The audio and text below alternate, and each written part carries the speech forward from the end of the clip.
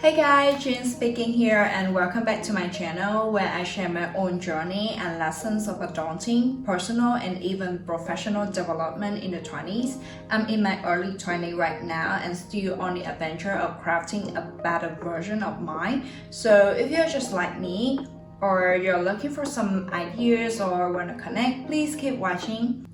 So along the way of adulting, I bet there is one single enemy that we all struggle to fight against, no matter if you're studying, working, or doing whatever you've been doing. Procrastinations follow us everywhere we go, right? I myself am a secret procrastinator. I would say I procrastinate a lot. And the tipping point for me was when I was writing my thesis to just wrap up with my bachelor degree. I pushed it back a lot, day by day, month by month, not until I had my epiphany moment that I really need to finish up my studies. Not that I don't procrastinate anymore, I'm still a procrastinator and I've procrastinated a lot even before making this video or launching this channel. But I actually detected my enemy and tried to find a way to kind of like live with it or bet it on the way of doing whatever I've been doing. So today I'm gonna talk about procrastination itself and how I overcome it. But to be honest, I don't think that there is any way for me to completely get out of it. But if you happen to know any, please let me know in the comment down below. Alright, let's get into it. Why do we procrastinate a lot? Okay, I actually recommend you guys check out the video of Embed talking about what is in the brain of a professional procrastinator when he gave his bit at TED Talks. But to be honest, I get nothing out of it. It's just a fun video to watch, but it's really worth watching the video. So I will leave the link to the video in the description box below. As for my belief, I would rather understand my own self and my enemy, what triggered my procrastination and how I could definitely beat it, rather than rolling into a lot of science paper on neurology to dig into our brain and then definitely make no change in our routine or habit.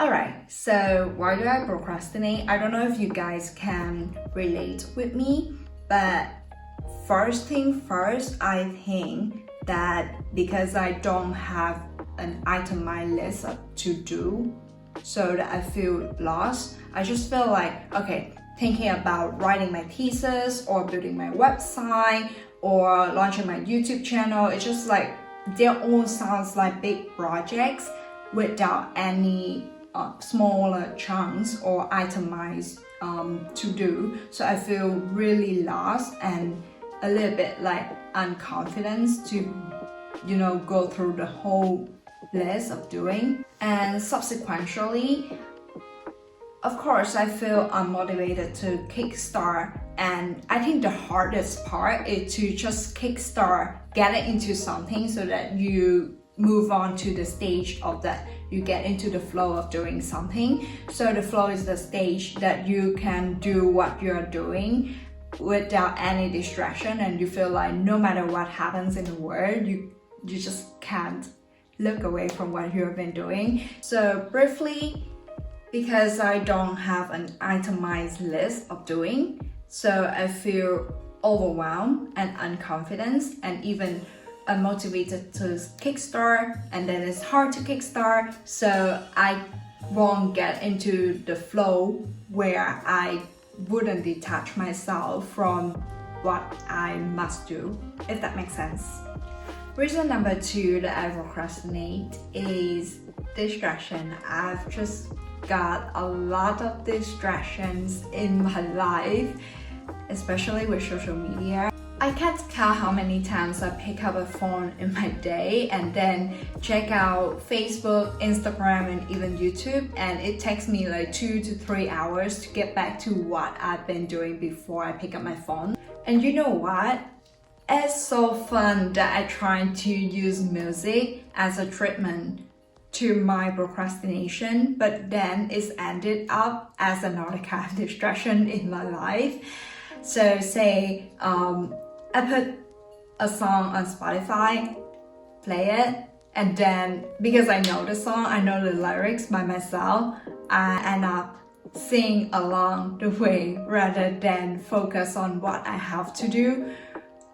And to make it worse, I even put the whole playlist of all the songs that I know, and then just like, because I'm alone as well, so like I just sing by myself together with the singer. With the 2 triggers I just listed out, the third reason is born. I have a long undetermined list of to-dos. I don't feel motivated to kick off. I have a lot of distraction. I procrastinate. Perfect. Then, after pushing back what I have to do for a long time, I definitely feel guilty about wasting my time. Yet, simultaneously, I negotiate to myself. There is a battlefield in my mind, and then I feel like, oh my gosh, I've wasted a lot of time. But okay, I still have like a couple of days to do the assignment.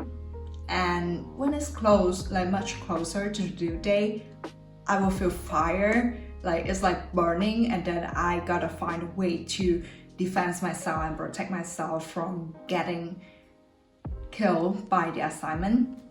It's just like a loop that repeats itself over and over again, and it's really hard for you to find a way to get out of this. Just like, can a hamster ever get out of a wheel? That's a brief of why we, or say I, procrastinate a lot. Moving on, I want to talk about how I overcome, and I'm still trying to beat procrastination. Coming up next, I'll give you 4 tips that I actually embed into my daily routine to avoid pushing back anything. Please note that they work for me doesn't necessarily mean they would work for you. Remember, know yourself. Number 1. I know I've been repeating myself, but guys, know yourself. Please ask yourself, what is distracting you? What detaches you from what you're doing? Or say, what would get you into your flow? For me, I know I'm significantly distracted by my phone, through which I can get to Instagram and YouTube and spend the whole day there. So I make the distraction out of my hand by putting my phone away. Also, are you distracted by many tabs on your computer? I am.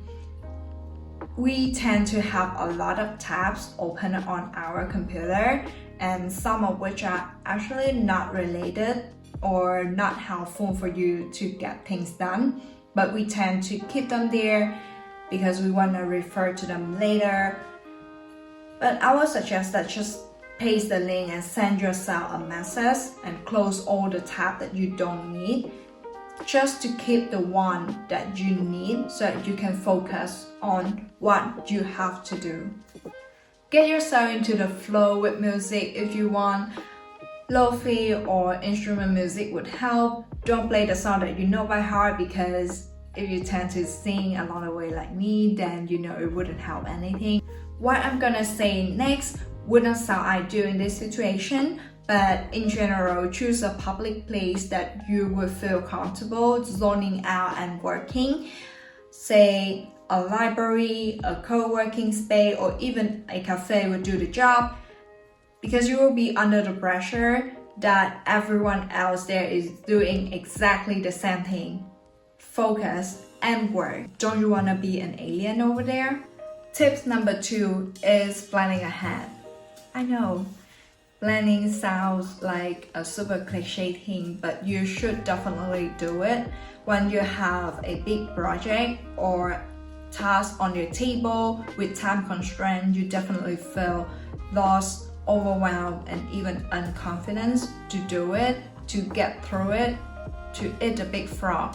Break it down into smaller chunks and allocate the time on a daily or even hourly units would make you feel a lot easier to jump into it.